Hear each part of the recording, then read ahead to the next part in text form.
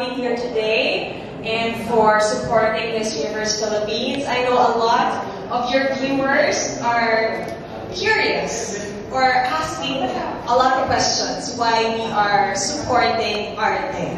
Ano ba ang ARTE?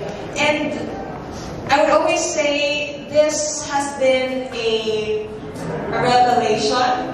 The group behind ARTE is actually just me, Jonas Gapud, Tito Albert, Andrada, Direk Jackie. These are all people who are part of our sector, are part of our industry. And why is it connected to Miss Universe Philippines?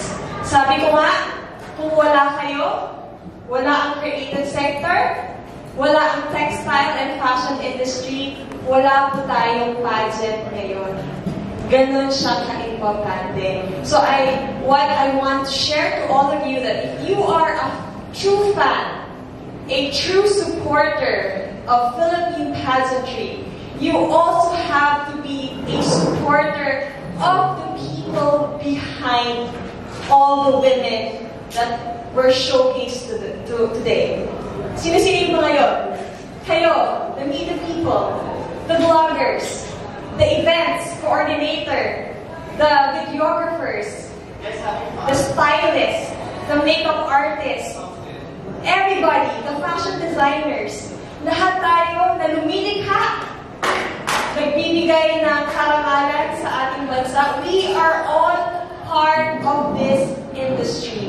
And if we don't protect it through laws, through legislation, if we don't push our rights through the government, then I'm saying na we can only do so much as an individual. We can only do so much as a private sector. We need a voice. We need a platform, a bigger platform, to make a difference. And people would ask me, ano nga ba ang gustong ma-achieve ng organization, ng ARTE? My dream in the future is that we are not only proud of our beauty queens like Bea when she competed. I'm pretty sure all of you were glued on the TV, watching and praying and celebrating with her because you are proud that she is wearing the Philippine sash across her heart. I hope that we're not only proud of our athletes who compete in Olympics. I hope that one day, when we see each other again, you would say, I am wearing a proudly Pinoy-made shirt. Sewed, printed, designed in the Philippines by Filipinos. Sana next time, ang ating mga sapatos, proud tayo, uy, gawang Pinoy ito. Bags natin, gawang Pinoy. I hope that we begin to advocate for our local industries. Apart from that, the local industries providing a lot of jobs to the Filipino people, it is a source of pride. Sabi ko nga, before we can expect other countries, other nations to look up to our products, dapat tayo muna. Tayo muna ang magmahal, tayo muna ang tumangkilik, and once we have that pride, once again, sa gawa natin, sa talento natin, then the other nations will surely follow and promote and support our locally proudly made products. So that's really the gist. I mean, all the creatives, lahat yan, kayo kasama kayo dyan. I am reaching out to you. I said before in our social media pages, we are not affiliated with any political party. Not anyone that are part of the nominees, the part of the organization, the members, wala isa sa amin merong karanasan sa politika, and people will say it's a disadvantage, but for me, it is something that I feel there should be more candidates who are running, who only want the best, na not thinking about their personal interests, That's why this one with our second nominee, Mama Jonas, and si Direct Jackie is not here. He's our third nominee. And of course, our fourth nominee here is Tito Albert Andrada. As you can see, we are all just representing all the sectors of ARTE. I am representing the design build. So kasama dito ang architects, interior designers, landscape architects, ang ating mga graphic artists, visual artists, sculptors, painters. Yung mga sa tingin ng iba, it's not something to look up to, something na parang only a few are allowed to have it as a profession. Dahil sinasabi nila, walang pera sa arts. So gusto natin baguhin yun. And for Mama Jonas, he's representing the creative sector at karamihan na behind the pageant industry. Ni-represent ni Mama J. So, nandiyan ang ating the events, the models, the makeup artists, the stylists, the hairstylists, the salons. Lahat yan part ng ating industry. And of course, our third nominee is Direct Jackie. He's representing the textile and fashion.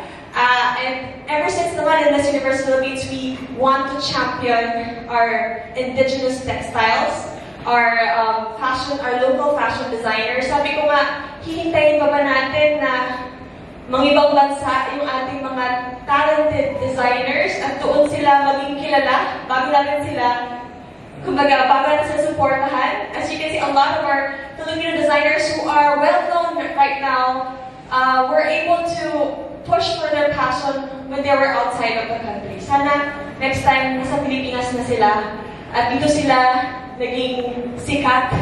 Dito nila nagamit yung talento nila.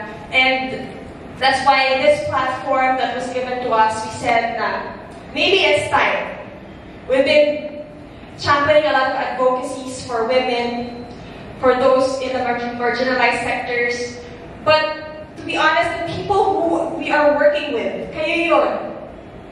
Sino lumalaban para sa inyo? Wala pa. And we hope that that you will allow ARTE and me as a voice to be your voice in Congress. And I want my last message is that when you vote for a party list, you don't vote because you know the person who is the nominee, or sikat ito, or mayaman ito, or natulungan kayo nito in one way or another. You vote for it because you know you are voting for yourself. As I said, kanina with the girls, the only people who will help you is you. And I am here to make that possible. So, lahat tayo, mga arte, but ang arte ay hindi lamang something that's pampaganda lang ng lipunan. We all have a contribution to our economy, to our nation. And I hope that this time, mabigyan din tayo ng tamang pagpapahalaga. At ito na nga kung bakit namin ginawa itong Partylist, which is ARTE. And I hope that this coming elections, madaling tandaan ang ating numero. I love you. 143, ARTE Partylist. So thank you very much. And if you have any questions, I'd be willing to answer any of them. Shamcey, yes. What initial legislation will you propose when you win? When you win? When I win. Well, actually, ang pinaka-importante talaga is that what I felt, especially during the pandemic, we should prioritize the local industries, prioritize local talents in everything. I said the government is your biggest customer.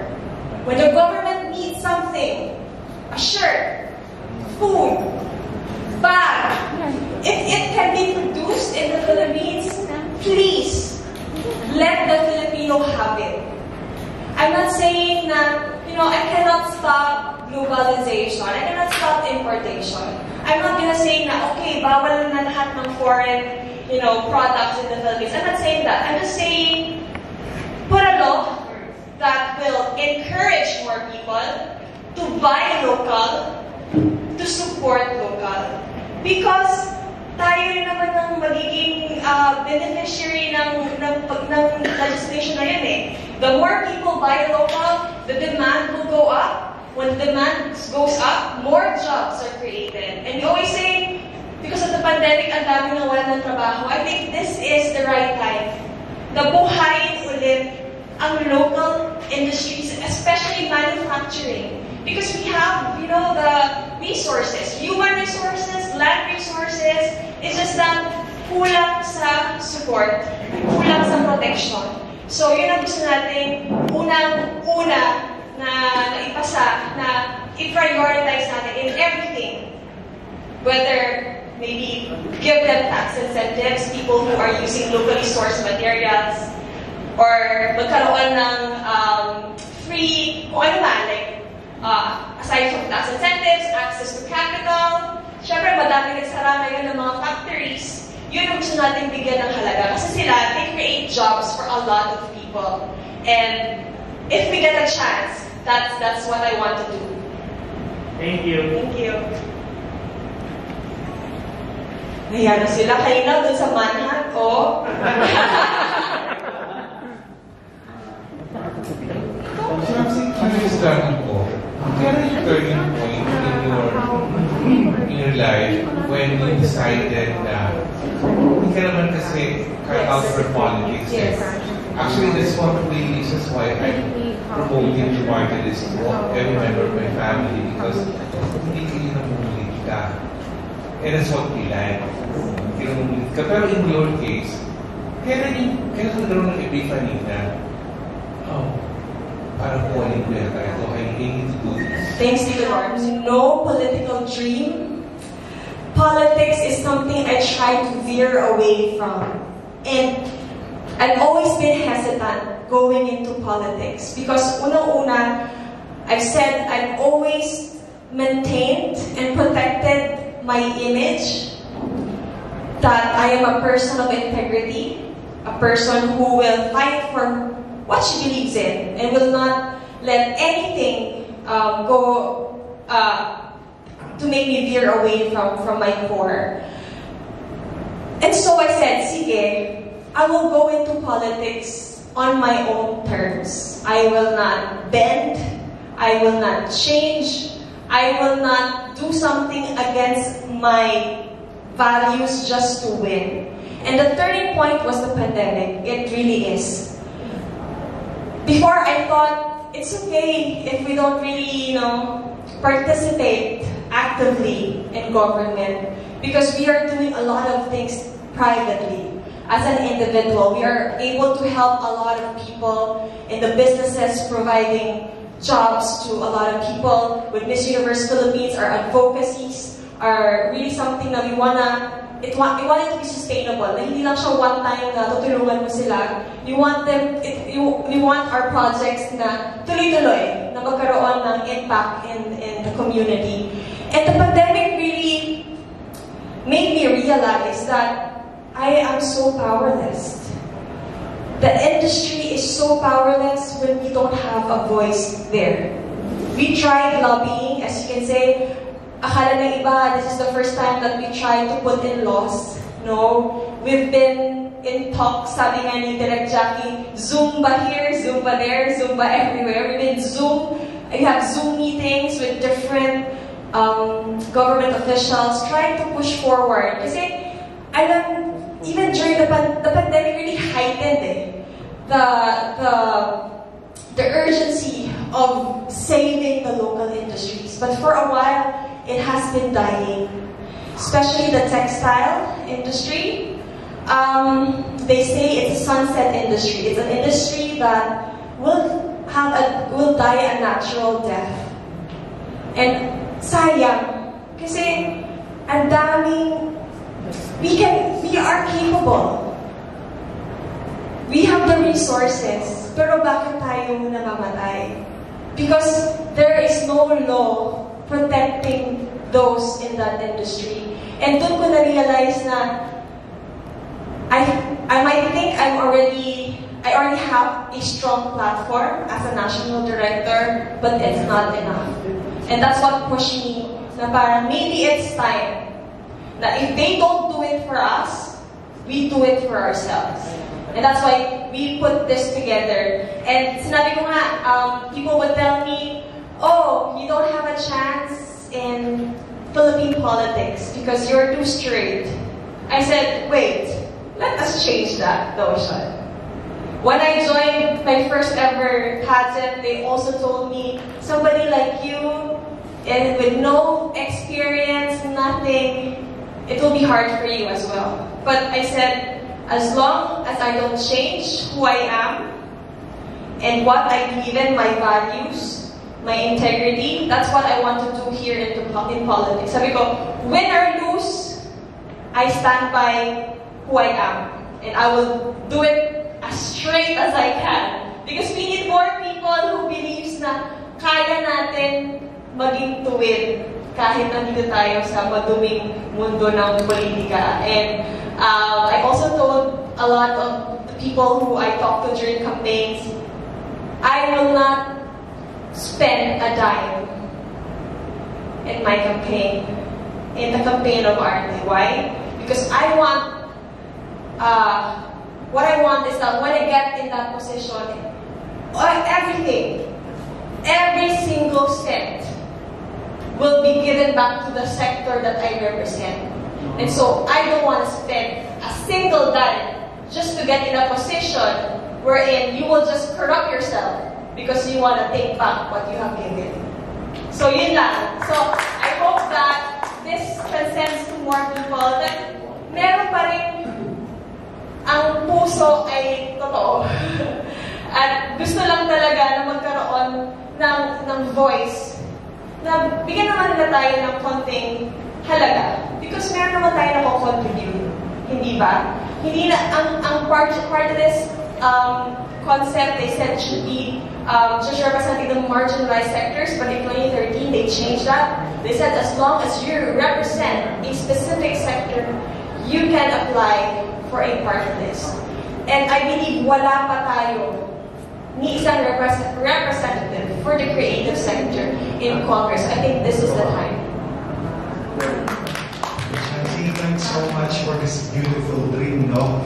Pero ang nakikita ko dito, aside sa malaking tulong sa mga laborers natin, including to sa far-flung places, like yung mga humahabi ng pera, ng textile, very good thing about this dream, yung establish yung cultural identity among Filipino children, di ba? Yung at a very young age, makita nila na nagsusuot ng t-shirt na Filipino yung design, yung bag, yung shoes. So, kasama to sa adhikain niya ako yung Shamcey na itong bagay na to. Yes, of course. I think it all starts with bringing back the pride of being a Filipino. And nakakalungkot, I'm not sure if you know, our Barong Tagalogs, ang mga Husi, na we are very, very proud to say na kapag Filipiniana theme, yun ang suot natin. But do you know that most of it are not even produced here in the Philippines? That we import those textiles at ginagawa nating barong, ginagawa nating Filipiniana. And nawawala yung pride kasi it's part of our culture, but because walang support, it became unsustainable for many communities to continue to produce these textiles. Talagang mamamatay. And it's part of our history. Diba? It's part of who we are. And I hope wag natin hintayin na talagang wala na dito at all. And that's what we're championing also when we have our national costume show. We want to showcase, you know, proudly Filipino-made garments. Yes, Adam. Hi. I'm Celso. Okay. Kung sakaling manalo ang party list, would you keep or give up your position as national director? Yeah. Well, actually, that's a very nice question as well. Because people were saying I should have stepped down when I started my campaign. But because we are really an organization that champions people, especially the people behind pageantry, we have asked the blessing of the Miss Universe organization. They were very happy. They were very supportive. They did not ask me to step down.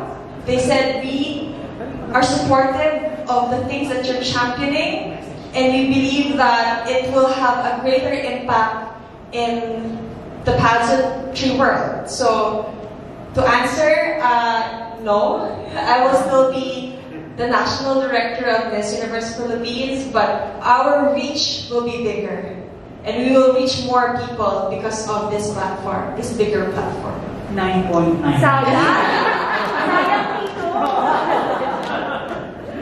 Hi, Ms. Shamcey. Siguro last question.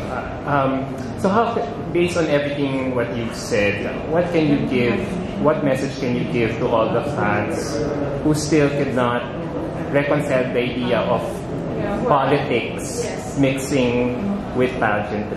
Yeah, who are actually divided over. Yes. I am really sad, and I know it takes time for us to really understand the power that you can provide to people when you are in position. And it's not something that I would have wanted for myself. If somebody else would be here to represent the group better, I don't want to be in the limelight, to be honest. But with the encouragement of the group and telling me I might be right now the best person to represent the group, then I'm willing to do it. And sabi nga, sa lahat naman ng bagay may mga criticisms. But ang tanong, ano ba yung makakatulong sa'yo? I am doing this kasi gusto ko pang makatulong sa mas maraming individuals. And the people, kasi, you know, Miss Universe Philippines is doing a great job. We are helping a lot of people all around the Philippines because of this platform wherein they can showcase their talents. Diba? But it's not enough. It's not sustainable. You need to have proper legislation, and kailangan malaman natin na wag tayong, ako din, it took me a while for me to realize the power of each one. And if you don't use it, then hanggang reklamo na lang tayo on social media. So kung ayaw mo na kung pagod ka na magreklamo, bakit hindi ka umaasenso, bakit ang katulad mo, parati pa rin ni-discourage, ni-discriminate in the society, then maybe, you know, mali yung platform kung saan ka nagreklamo.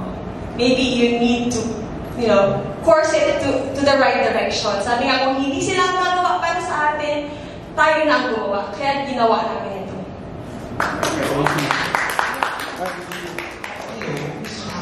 Pero may narinig ko, confirm ko lang kung true. Kapag napali tayo ng pageant media, pageant labs, so benefit din din sa ARTE and Partylist. Yes, that's why what I wanted before was that we will make a group for different creative sectors. Magkakaroon tayo ng membership, and then you will have your own, you will elect your own chapter presidents. Kasi you know why? Because I said, tell me how I can help. Tell me what I can do. Because, you know, I'm not running as an individual. I am running as a representative of the sector. So, ang tatanungin ko ngayon, ano ba ang kailangan ninyo?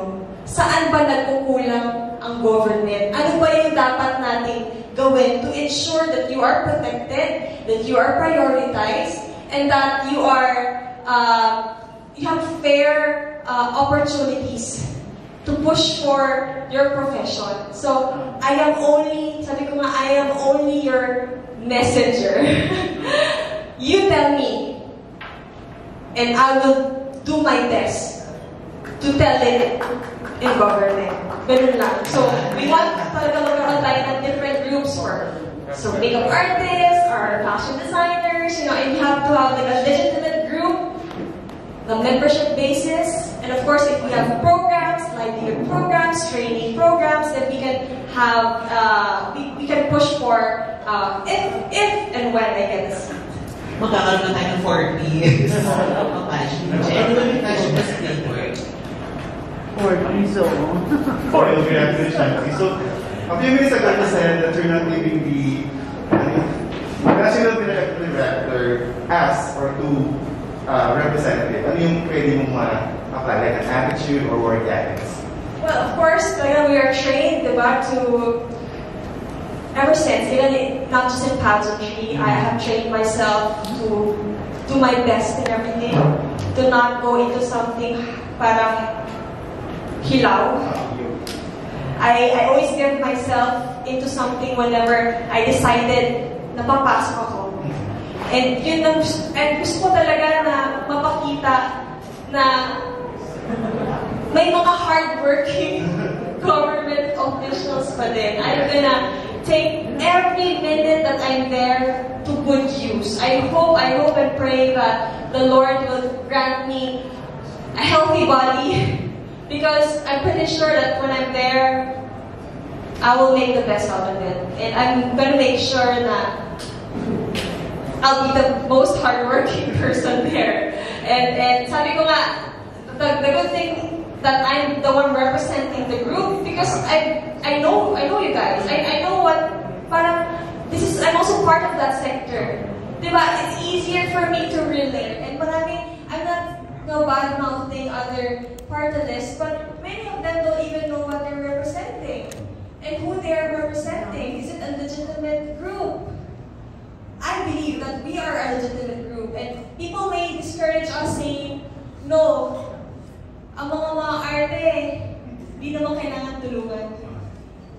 We should change that because all of us are equal individuals here in the country, should be given equal opportunities to voice out our needs and our wants. Hindi lang healthy body dapat mabibigyan mo rin yung healthy mind mo para ma-perform. Yes, correct. On the light side, kung manalo ka, dapat magkaroon ng first ever Mr. and Miss Congress of the Philippines. Parang apply mo yung experiences mo as beauty queen and national director. But you know what? I also want to change. A lot of people still undermine pageantry, and it's so sad. People think it's a waste of money. People think it's a waste of time, but they don't understand that some people live for this. Some people, it's their passion. It's something that gives them hope.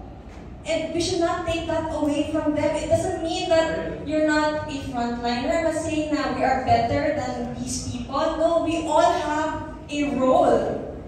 And each role is important. Kaya nga sinasabi ko, sa ARTE, parte ka. Kahit sabihin sa'yo, ay hindi. Dapat itong ayuda, itong tulong, dapat sa ganitong sector lang. Hindi naman pwede yun. Diba? We are also tax-paying individuals who has to have a say also. Who needs to be heard as well. Since nasa akin online, sana magkaroon na ng souvenir program ang third division ng MUPH para for documentation, para din sa mga collectors na katulad ko, yung Turkey, at iba pa. Sige, we'll take note on that. But I'm just saying, this year we are so excited. We cannot tell you tell you everything, all the details, but pinaghandaan talaga namin ito. Ibig sabihin yung 2 taon na hindi tayo nakapag-pageant, binuhos natin lahat ngayong pageant na to this year. So, I am just really happy that you guys have been there from the beginning. Nung talagang nag-lockdown tayo and all, and people were saying, bakit pa relevant ang beauty pageants? Dapat huwag na tayong mag-pageants during the pandemic, but we still push through. And now that we are again opening up, hopefully the wait is worthwhile. And mabigay namin talaga sa lahat ng pageant fans yung inaasam-asam nila na engrandeng Miss Universe Philippines 2019. Wow! Pressure? Yeah, but we're very, very excited. Lahat ito ginawa namin for all the pageant supporters. Hi, Shamcey. Hopefully maging successful yung ARTE Partylist. So, when the time comes na ma-elect, ito sa coming election, May elections, may plan ka ba na ma-penetrate ang mainstream in the future? That's really a very tough question that I don't even have an answer right now. I always told, until now, I'm still quite scared because I know who I am and I'm very transparent. And I know a lot siguro of you know me way before. I speak my mind. And it's hard for me to, sabi nila yung ugali ko, hindi pang politician. Because I'm very direct, I'm very honest, and I say what I think. Ganon. So I don't know. I just wanted to be here to represent the party list. And we'll see. And we'll see if kayanin ng powers ko. Kasi, you know, people would always tell me it's a different world. But my only hope is that I will come out of it stronger and the same person na may paninindigan pa rin until the end. So yun lang talaga ang fervent hope ko that I get to protect my core values going into something very different. Thank you very much. Second headquarters in the shops. Ang headquarters actually namin is here sa Empire right now, but we have chapters kasi regional pa lang tayo, but our plan, kasi regional sa NCR pa lang, but eventually we wanted it to be national, so magkaroon na tayo talaga from sa Davao, sa Cebu, magkaroon na ng mga headquarters and chapters there para naman mabigyan din sila ng boses. But right now, if you're asking us what we have submitted, it has just been focusing on NCR right now. So karamihan ng ating mga quarters are either opisina ng mga fashion designers or factories na gumagawa ng garments, ng textiles. So doon yung mga offices natin as of the moment. Congresswoman, Congresswoman Supsup, how many votes do you need to get? Okay, so there's no specific number. Kasi if I'm right, it's like 2% of the voting turnout. But based on the past few elections, it has been 260 to 300,000 votes for you to secure a seat. So we're targeting 300,000 just to be sure, kasi it depends eh. Pag mas marami nag-vote, mas mataas yung number na kailangan natin. And I just want to remind everyone who is not really very, who doesn't vote for the party list section, it's at the back. So minsan nakakalimutan na sa likod pala may iboboto pa at you can only vote for one. So if you vote for 2 or more, then it's going to be an invalid vote. So sayang yung vote natin. So paano at ano ang strategy ng ARTE para makuha yung 300,000 votes na yun? My strategy is really reaching out to the people I represent. Sabi ko, if hindi tayo aabot ng 300,000, then it means that the people I want to represent in Congress are not yet ready, maybe, or they don't want. So what's the point of me pushing for it, diba? If the people that I represent are not gonna vote for the group. So I'm really just targeting the people, the sectors that we represent with the hopes that they are aligned with our vision. So tatlo lang yun. The built environment, the architects, interior designers, landscape, aquascapes, that yan. And then the visual arts, the sculptors. The second one is the creative. So, kasama doon ng mga vloggers, yung mga models, mga makeup artists, stylists. So, videographers, photographers. Sa third naman is textile and fashion. So, lahat ng workers in the garments factory, the knitting factory, may mga weaves, traditional weaves, yung mga communities na nagagawa nito, pati ang ating mga fashion designers kasama doon. So, we hope that the numbers are enough and that these people will rally behind us because as I've said, that's the only way we could reach to more people because right now this is all you guys are all I've got. So if people are not gonna rally, the people that I represent are not gonna rally behind me, then well, it's okay. I mean, maybe it's not the time, but sayang yung opportunity. Sayang yung opportunity that's given to us. Okay, thank you so much. Thank you.